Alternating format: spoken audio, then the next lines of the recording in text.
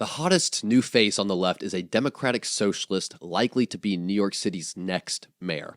And one of the fastest rising voices on the online right is a self-described reactionary who's praised fascist leaders. That is not a cable news chyron. That's where American politics actually is in 2025. Zohran Mamdani won the Democratic nomination for New York City mayor and is leading enormously heading into Election Day. And he openly campaigns as a democratic socialist. Meanwhile, Nick Fuentes has built a massive youth following around Christian nationalist authoritarian politics. He promotes white nationalism and has spoken favorably about fascists like Mussolini on several occasions. Okay? Nothing I just said is a joke. Those are two rising stars in American politics that are only going to become more and more powerful and more influential over the next decade or so. So we're about to discuss exactly who these two people are and the obvious factors that make them appear to be complete opposites. We'll discuss how this directly affects every single one of us, regardless of our political party, and then the part you'll never be able to unsee once you've seen it.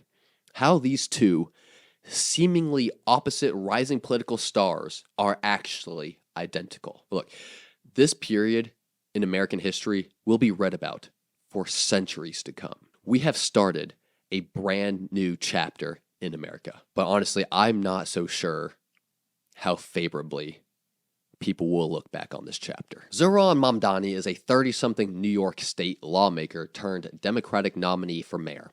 He's running on cost of living issues with a platform that includes Scandinavian-style welfare policies. Free buses, universal childcare, rent freezes, even city-run grocery stores, funded by higher taxes on the wealthy and corporations. That's not me paraphrasing what he stands for. That's his actual campaign and press coverage right now. I mean, this guy is an outright socialist. You can put the word democratic in front of that as much as you want, but maintaining a real democracy under socialism in a country this large, yeah, good freaking luck with that. Now, on the other side of the political spectrum, you have Nick Fuentes. Nick Fuentes is a far-right online figurehead.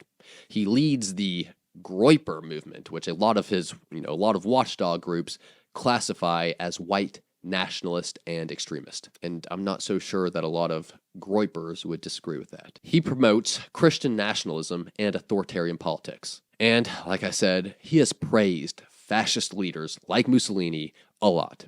Okay, it's not like he accidentally did it one time. It wasn't a mistake. He thinks that they might have done some good. Now, because of this, a lot of people on the right call him out as fringe. But whatever you think of him personally, his audience is real. They are growing, and they are beyond loyal. Now, on paper, these two are mirror images. Socialism versus reactionary authoritarianism. The welfare state versus a theocratic style state. Mass redistribution versus illiberal hierarchy. Total opposites, right? Yeah, you know what? I'm not so sure about that. But I am sure that this simultaneous rise in popularity will affect you and the way that you live your life, even if you never pay any attention at all to politics. I want you to imagine two surfers sitting on the beach together. Both surfers are fed up with what's been happening to their beach and their ocean.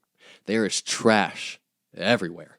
There's a bunch of random non-surf guys always screaming on the beach and shotgunning beers and body surfing on the best waves. The cost to park at the nearby lot has freaking tripled over the last few years, and the city has completely stopped caring about preserving that area. And what was once a beautiful surf spot had now turned into a complete dumpster fire. One of the surfers tells the other, "Hey, my crew can fix all of this. Just pay us every single month and we'll make sure everything is clean. We'll make sure that the non-surf guys behave, and we'll even put some of that money towards parking so your parking will be cheaper. The only catch is that my crew will now decide which waves you and your people will be able to ride. But I pinky promise we won't steal all the good ones." The other surfer looks right back at him and says, "Actually, you know what? How about we don't pay you anything?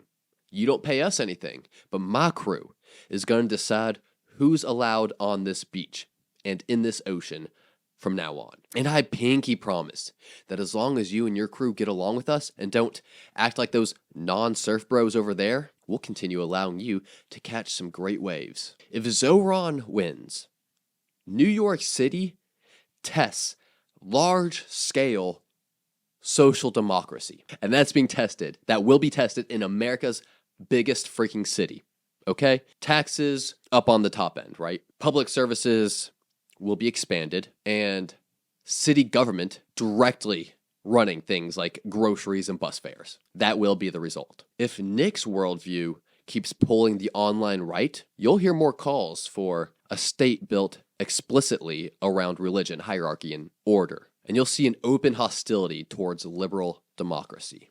Different ends of the spectrum, but both deliver the same consequence for your day-to-day. A much bigger, more intrusive government deciding more of your life. Point blank. You might love that or you might hate that, but it will touch you because policy made in New York and amplified by huge online ecosystems will not stay in its lane. Mamdani socialism will spread through the US, and that will in turn, it has already started to embolden and amplify the people standing on the complete opposite side of the spectrum. People like Nick Fuentes. So here's the part I need you to realize. Those two surfer bros have two very different methods for fixing their surf spot. But what led them to have those conversations with each other on how to fix that spot in the first place? What do you think it was? Think about this. Strip away the slogans and listen to what Fuentes and Mamdani supporters actually say. Everything feels too expensive. Rent, groceries, childcare, healthcare, and just obviously paychecks don't keep up. That's clear and obvious, right? The institutions that were supposed to provide supervision and regulation, they look completely unaccountable and self-dealing. Washington keeps wiring money and attention overseas while neighborhoods here, right here in the US, are falling apart. And every single night, the culture war eats the news cycle while real life gets harder for 99.9% of Americans. That's not the underlying pain for only Mamdani's base or only Nick's base. That is the underlying pain for 99% of Americans right now. Mamdani and Fuentes point to different villains, and they offer opposite prescriptions, but they're tapping into the exact same pain. Do you see what I'm saying? Mamdani's cure is a vastly expanded social state, with the city doing for you what the market has apparently failed to do. Fuentes' cure is an illiberal state that enforces a singular moral order and crushes the pluralism he blames for decline. I don't like either of those fixes. Different directions, but on the same scale. More state power over more of your life. And both movements tell their people the same emotional story. Tell me if this sounds familiar. You were right. The insiders and the elites have failed you, took advantage of you, lied to you. Join us and we'll take it back. Yeah, rings true for both sides. Now, I'm not saying an aggressive social program and an authoritarian project are equally bad or the same, although one could argue. What I'm saying is the fuel that is causing people to openly embrace these two extremist ideas is the same. Tell me if this statement resonates with you. Americans are done with the status quo. Does that ring true in your head? Do you feel sick of the status quo? Because I do. I want change.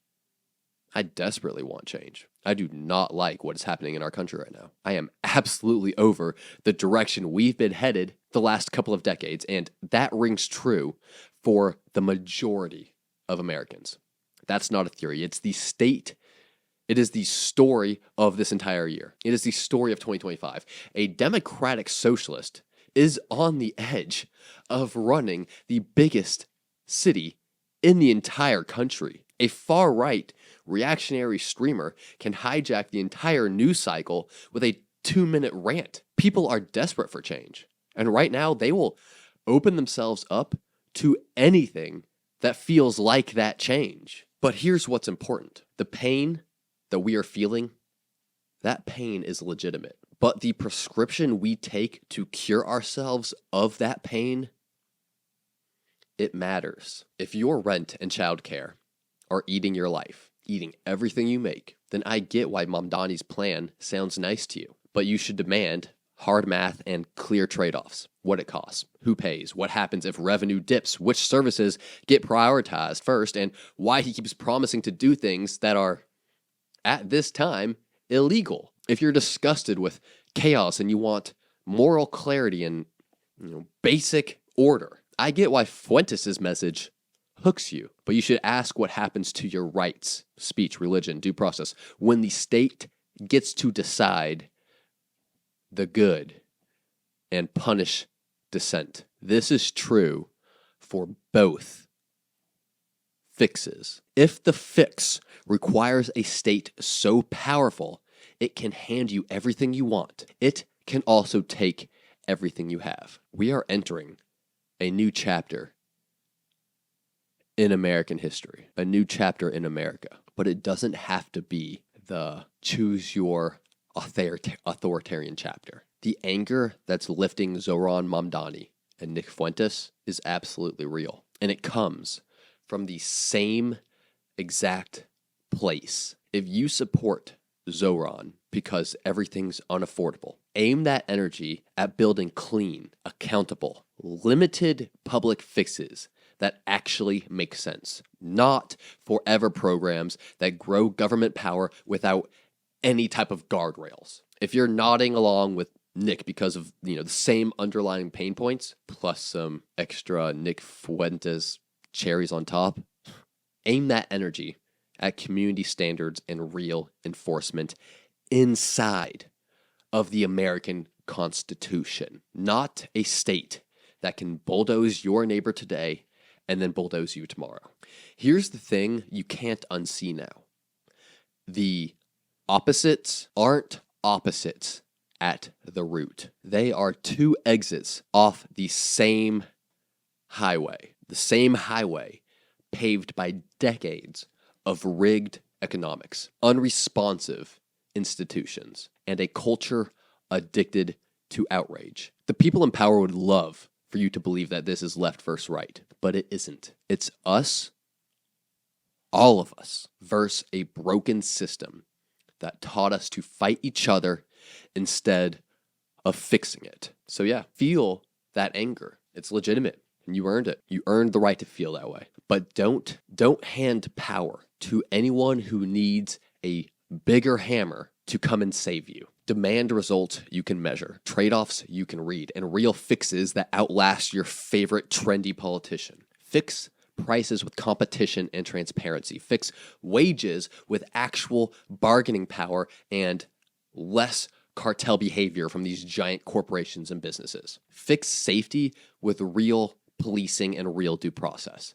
Fix schools with choice and real freaking standards. Fix government with freaking sunlight, absolute transparency. We have the recipe for an amazing and prosperous country. We have built that country before. We just have to bring that country back to life. We do need a revolution. Mamdani and Fuentes are right in that, but not the revolution that they're pushing for. Not a revolution that pushes us towards bigger government, less power. No, that's not what we need. We have built that country before, and we just have to bring that country back to life. Because if we don't, we are going to wake up in 5 years with a bigger state. Either way, painted blue in one city, painted crusader freaking red in another. And the same people will still be struggling to pay rent and buy the food that they want, while elites pat themselves on the back for some type of historic change. The whole point of America was supposed to be smaller rulers and bigger citizens, not an unstoppable government with powerless citizens. Let's try to make America what it was meant to be again.